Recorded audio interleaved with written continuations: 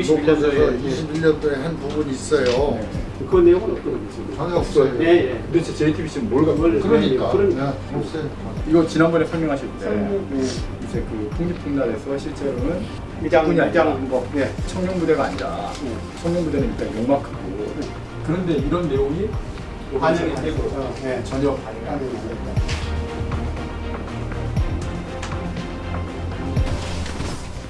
다른 데는 좀 방송을 좀 하셨어요? 아 지금 뭐 그럴 시간이 시간이 예, 없고 예. 계속 바빠서 예. 계속 지금 저 신문사에서 뭐 좀 인터뷰 하자 그러는데 시간이 해야죠. 예. 이거는 이렇게 되면 정말 골치 아파지는 게 군대가 전투 못합니다. 예, 예, 그러니까 지금 다국적군 막 우리 예. 그 왜 그 해외 파병 나가 있잖아요. 거기서도 만약 전투 벌어지면은 총 쏘면 맞아야 예, 돼요. 예. 총을 못 쏘는데. 그냥 맞아야 돼요. 아주 골치 아파집니다.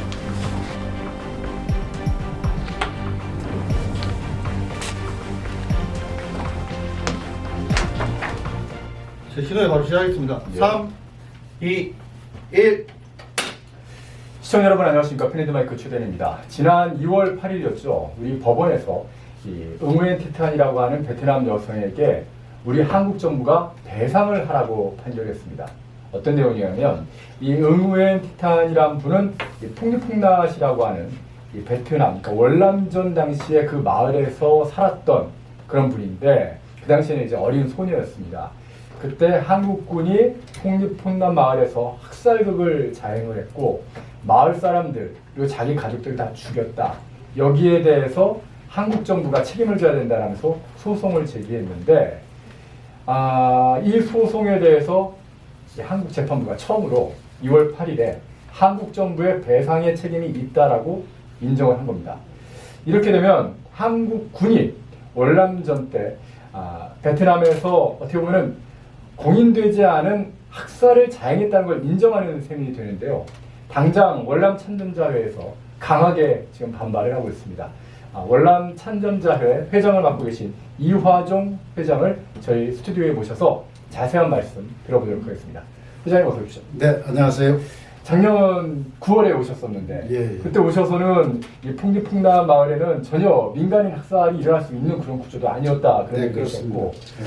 항상 작전을 할 때 베트남 군인, 그러니까 현지 군인들이죠. 네. 함께 작전을 했었고 네. 또 작전 과정에서 민간인 피해가 일어날 수 있기 때문에 네.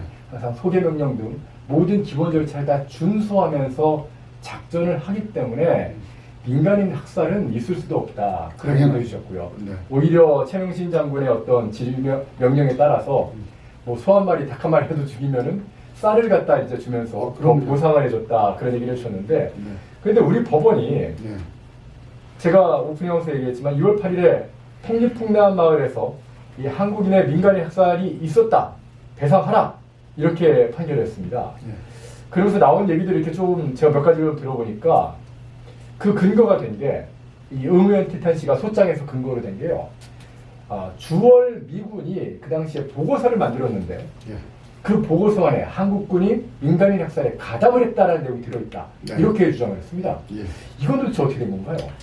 제가 그래서 그 자료를 좀 가지고 나왔는데 예. 이 자료가 그 미군들이 그 당시에 지금 가지고 계신 거 네, 화면에 네. 좀 보여주시겠습니까? 이 자료가 예. 그 당시에 조사했던 자료입니다. 예.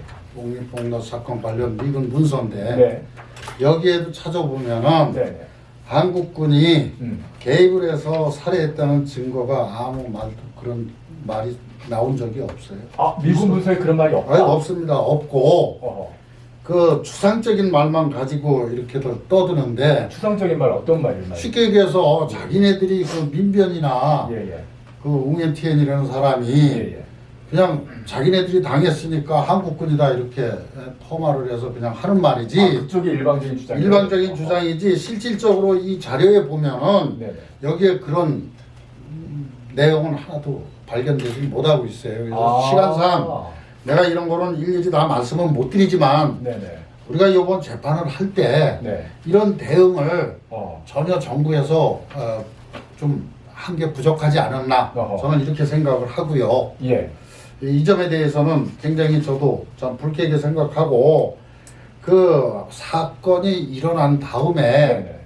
조사를 1차, 2차, 3차에 걸쳐서 했습니다. 세 번이나. 예. 네, 했는데 그때 한국군이 개입했다는 그 사실 진위가 여기에는 없어요. 그걸 가지고 무슨 저기에 보면은 이 자료는 항상 제가 뭐 이제 나중에도 좀 도움을 드릴 수도 있는데 네. 이게 없습니다. 그런 자료가. 그러니까 미군, 그러니까 응우엔 티탄이나 미면 쪽에서 주장하는 예. 그 내용, 그러니까 주월 미군의 보고서 안에 예. 한국군이 학살에 가담했다라는 그런 내용은 아예 없다. 왜 없습니다. 그렇게 말씀을 예, 하셨죠. 예. 아니 그런 내용이 있으면은 예. 굉장히 놀라셨을 거 아닙니까? 이런 판결이 나왔으니까 어떻게 대응을 하셨나요? 자, 저희는 대응을 하고 싶어도 네네. 처음에 지난 정부 네네. 문재인 정부에서 이거를 좀 심각하게 받아들여서 했어야 되는데도 불구하고 뭐 아시다시피 지난 정부는 뭐 생각이 달랐지 않습니까? 예. 뭐 대통령이 가서 원하지도 마음에 않는 빚이 있다 뭐 그런. 네, 거죠. 마음에 빚이 있고 사과나 덜렁 해버리고 네. 또 민변에서 이렇게 하는 내용들을 가지고 정부에서 안이에게 대응을 했다가 이번에 정권이 바뀌면서 그나마 예. 우리 보훈처에서 박민식 장관님께서 예. 이 점을 알고서는 그때서부터 우리가 이제 조금씩 변호사를 만나서 정부 변호사를 만나서 우리가 자료를 줬는데 그 대응이 이미 늦었어요.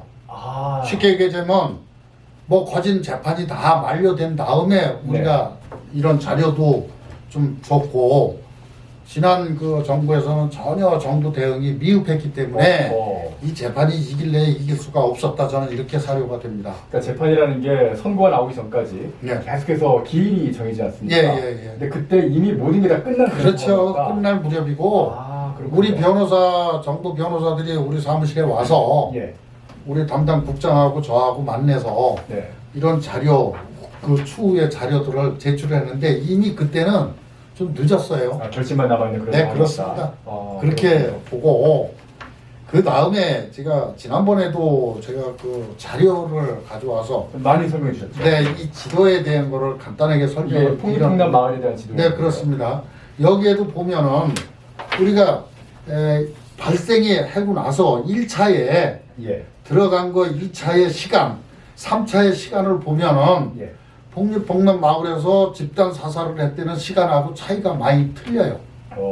여기에 보면은 1차에는 우리가 뭐 2시 16분에 들어갔고 2차에는 2시 20분에 들어갔고 3차에는 4시 16분으로 다 이렇게 돼 있는데 그쪽에서 주장하는 시간하고는 차이가 있다. 그쪽에서는 한 3시 정도라고 하는데 이미 우린 빠져나온 상태에서 그런 일이 시간이 이 재판 기록에 보면은 일부 그렇게 돼 있습니다.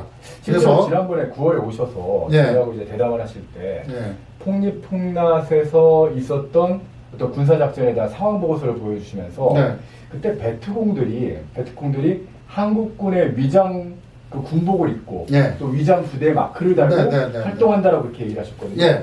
그렇다면은 지금 시간도 다르고 실제로 학살이 벌어진 시간도 다르고 그렇다면 이게 국군이 한 게 아니라 베트공들이 했을 수도 있지 않습니까? 당연하죠. 그러니까 저도 그 지역에서 작전을 했던 사람이에요. 물론 저는 68년도가 아니고 71년도에 그 지역에 지금 뽕립뽕남 마을 그 지역에 삼중대에서 있었고 그 다음에 디엠반이라는 그 현 거기 일대대 본부에서 그 지역이 해병대 1대대가 주둔하고 있던 지역인데 이 지도를 봐도 마찬가지로 지금 저 뭐 화면에서는 잘 안 보이시겠지만 이 빨간 이 점으로 있는 부대는 월맹 정규군이 주둔했던 데예요. 맞습니다.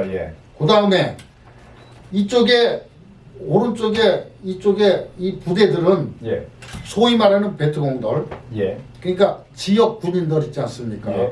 지역 그 연합군들 자기네들이 말에는 그 뭐라고 해야 돼 내가 어떤 생각이 안 나는데 이 베트공들이 이 지역에서 부대를 다 이렇게 형성을 해서 있어요. 그러면 뽕립뽕남 마을은 이 가운데 있는 마을이에요. 그러면 자 우리가 이 지역을 들어가서 나올 때 양쪽으로 월맹군이 주둔하고 있었고 포위가 돼 있었고 그 다음에 이쪽으로는 자기네들이 얘기하는 그 민병대다 쉽게 얘기하면 베트공 부대들이 다 동네에 있었다는 얘기예요. 예. 자, 그럼 한 가지만 제가 말씀을 드리면은 예. 우리가 전쟁을 할 때 게리라전이라고 할 때 그 베트공들은 군인이었었어요. 지역 군인이었다고. 그렇죠. 그러면 월남전이 어떻게 전개가 됐느냐 하면은 월남군인하고 네. 우리 연합군이라는 게 미군하고 우리 한국군하고 예. 태국군, 필리핀군 등 네. 해서 이제 군대가 형성이 돼 있었고 저쪽에서는 월맹 정규군하고 예. 그 다음에 각 지역에 저 사이공서부터 후에까지에 널려 있는 지역 그 베트공들이 그 지역에서 주둔해서 다른 작전을 하고 있으면서 예. 월맹 정규군은 그 베트공들하고 연합을 해서 예. 우리하고 전투를 했던 거예요. 예. 그럼 이 뽕잎뽕는 마을이 바로 양쪽으로 다 적 속에 있는 거예요. 그 디엠반이라는 데가. 거기서 우리가 작전을 하는데 그러면 민간인들이 총을 들고 싸울 때 예. 집에다 총을 놓고 우리는 지나가는데 따다닥 하고 총알이 날라와서 우리 자위적으로 군인이 대응 사격을 하셔야겠죠. 예. 죽으면 대응 사격 하지 않습니까? 예, 예. 거기 민간인이 있는지 골라서 사격할 수도 없는 문제고 그렇죠. 우리 아군이 피해를 입고 전사를 당했으면은 당연히 응사를 해야 되는 게 그게 작전상의 전쟁 아닌가요? 예. 그래서 이 사람은 민간인이다, 이 사람은 적군이다, 아군이다 구분을 할 수가 없잖아요. 그런 총알이 상황이었다. 날라오는데. 그런 상황에서 전개가 된 걸 가지고 우리가 골라서 무슨 민간인을 사살을 했다? 그건 말이 안 되는 작전. 어떻게 보면 기술을 당해서 전후방도 따로 없는 그런 상황에서 게릴라전에서 기술을 당했을 때 대응 사격을 했는데 네. 일부러 민간인을 학살하기 위해서 한 경우는 전혀 없었다. 그건 말도 근데 안 이런 돼요. 자료가 또 있습니다. 네. 국방부가 제출한 자료를 보게 되면 네. 일단 폭립폭렬에서 작전을 했던 거는 사실로 좀 나와 있고요. 예. 그런데 그 당시에 참전했다고 하는 분의 증언이 있거든요. 예. 바로 그 유진성 씨라는 분인데 예. 이분은 학살이 있었다라고 증언했어요. 예. 이건 어떻게 봐야 될까요? 자, 그러면 그 유진성이라는 사람이 참전자는 맞으신가요? 그분이? 참전자는 맞다고 저도 네. 들었는데 네네. 자, 그럼 본인이 죽였대? 그럼 본인이 죽였다는 얘기는 안 하시는데? 그러니까 재판에서도 네. 나는 들었다. 아, 들었다? 그 사람 내가 알기로는 네. 자기가 직접 사살을 한 것도 아니고 네네. 민간인을 쏜 것도 아니고 네. 옆에 소대에서 한 걸 들었다. 아, 또 누가 옆에 전우가 예, 예. 죽였대더라. 어허. 하더라. 하는 걸 가지고 재판에서 그걸 진실로 받아들일 수 있는 재판이 이 세상에 있습니까? 그걸 재판이라고 해요? 말도 안 되는 거죠. 또 하나는 그럼 실질적으로 예. 유진성이가 지금이라도 그 내 옆에 전우가 죽였대더라. 그 사람 네. 이름을 대라 이거예요. 어허. 이름을 대면은 네. 우리 월남 참전자의 32만 5천 명의 명예를 훼손시킨 그 장본인을 우리가 범법자를 우리가 고발할게요. 그러면 그러니까 그 사람이 들었다는 거를 누가 들었는지 얘기를 밝혀라. 추적하시면 되고 네. 또 그 사람도 막 들었다더라 그러면 또 추적하면은 최초위가 나올 거 아니에요? 네, 맞습니다. 그래서 그 당시에 소대장으로 부산에 계시는 예. 이모 소대장님이 계신데 예. 어제 통화를 했어요. 예. 했는데 그분이 올라오려고 했었어요, 재판에. 아. 근데 그 반영이 안 됐어요. 아, 이번에 그 아까 말씀하신 대로 재판이 이 모든 과정이 다 끝나버렸기 때문에. 그렇죠. 그래서 아, 그렇군요. 이제 다음 재판 항소심에 가서는 예, 예. 그분도 증언을 할 것이고 어허. 또 하나는 제가 좀 아이러니한 게 일개 소대원이 유진성이라는 사람이 소대원이 무전병도 아니고 분대장도 아니고 또 우리가 작전을 하면 일렬 횡대로 예. 서서 수십 메타 수백 메타가 떨어져 있는데 네네. 전쟁터에서 총소리 안 나고 그러면 음악 소리 납니까? 저쪽에서 총소리 나는 걸 가지고 총소리가 저 뒤에서 났대더라. 그걸 가지고 증인을 앞세워서 재판에 인용을 한다? 그게 무슨 진실을 재판? 받아들일 수는 없다. 당연한 거죠. 그러면 전쟁터에서 총소리 안 나고 무슨 저 음악 소리 나는 겁니까? 그런 걸 가지고 이번 재판부에서 단 한 사람의 증언을 가지고 그러면 왜 우리 월남 참전자에도 32만이 있고 엄연히 우리도 저 공법 단체인데 네. 재판부에서 우리를 왜 참여를 안 시켜줘요? 그 반박할 수 있는 그런 권한은 줘야 될 거 아닙니까? 기회를 드려야죠. 먼저 지난번에도 그 제가 여기서 말씀드렸지만 KBS라는 공영방송에서조차 또 일부 언론에서조차 우리를 폄훼하고 일방적으로 보도를 한 결과 이런 웃기는 재판이 나온 거라고 저는 생각이 듭니다. 예. 지금 이제 월남참전자회에서 향후 재판부터는 이제 개입을 한다고 이렇게 말씀을 하셨는데 예.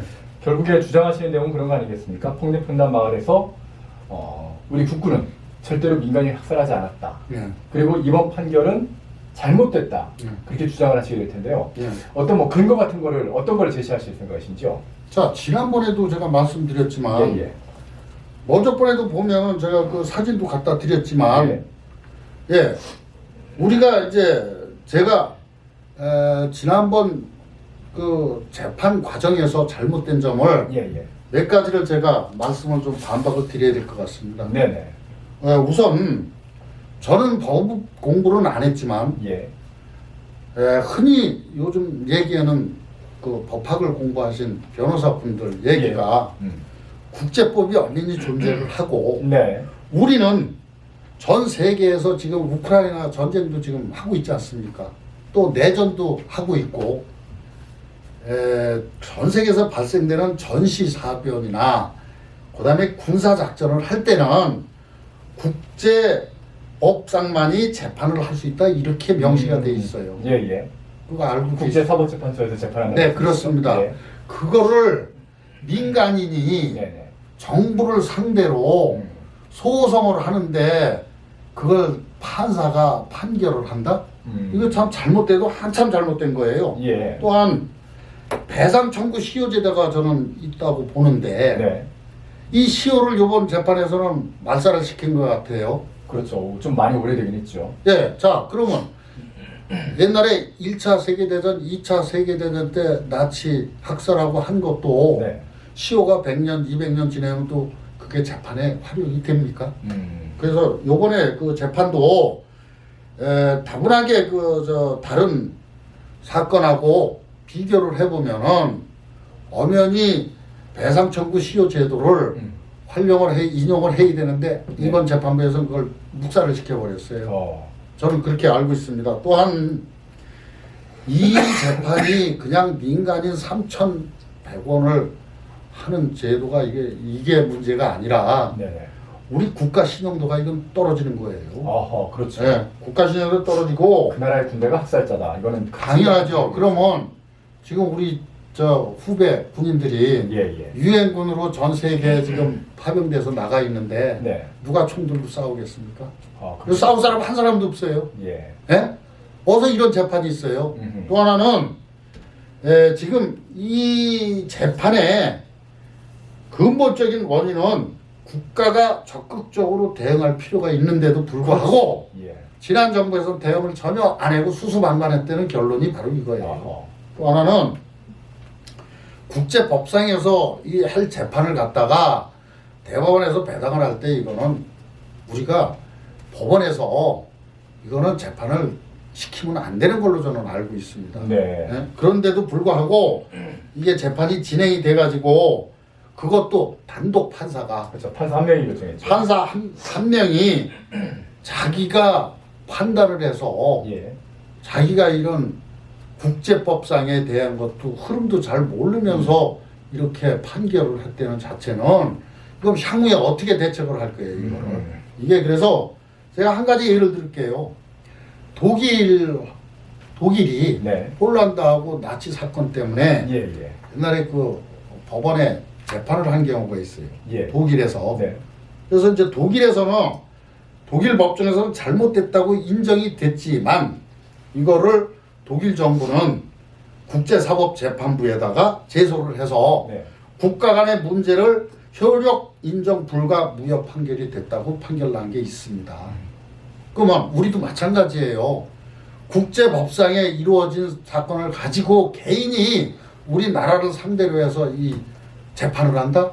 이거 자체가 잘못된 거라고 보고 있습니다. 예. 그래서 이거는 2심에서 분명히 우리가 해야 되고 일반 국제 그 법 질서 ICA라는 그 법상 일치된 의견으로 이건 국가 간에 한국 정부하고 베트남 정부가 서로 협의를 해서 이거는 재판에 협의를 시켜가지고 할 일이지 개인 판사가 재판을 해서 이렇게 한다는 것은 이거는 서로 잘못된 거고 만일에 이 재판을 하려면은 베트남 정부나 우리 정부나 서로 동의가 필요하다고 저는 생각이 들어요. 또 그렇게 국제사법재판소에서 네 그렇습니다. 그래서 판결을 받아야 된다고 저는 그렇게 알고 있습니다.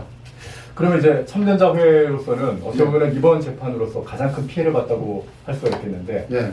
자 국가의 부름을 받아서 어떻게 보면 자유민주주의를 지키기 위해서 열람전에서 거의 한 10년이라는 시간 동안에 피 흘려서 전쟁을 치르셨지 않습니까? 예. 그랬는데 지금 학살자라는 어떤 보면 누명을 쓰시게 된 예. 뭐 주장을 이렇게 하시고 있으시니까요. 예. 누명을 쓰시게 된 건데 네. 이제 여기에 대해서는 참전자회에서 자체적으로 대응하실 그런 계획은 없으신지요? 요번에 그래서 제가 어제 보호처하고도 상의를 했습니다. 예. 1심에서는 우리가 정부가 피고기 때문에 네. 참여를 못했는데 하고 싶어도 네. 요번에는 우리가 보조 참가자로 꼭 들어가겠다. 어허. 들어가서 같이 항소를 해서 우리가 적극적으로 대응을 해야 되겠다. 예.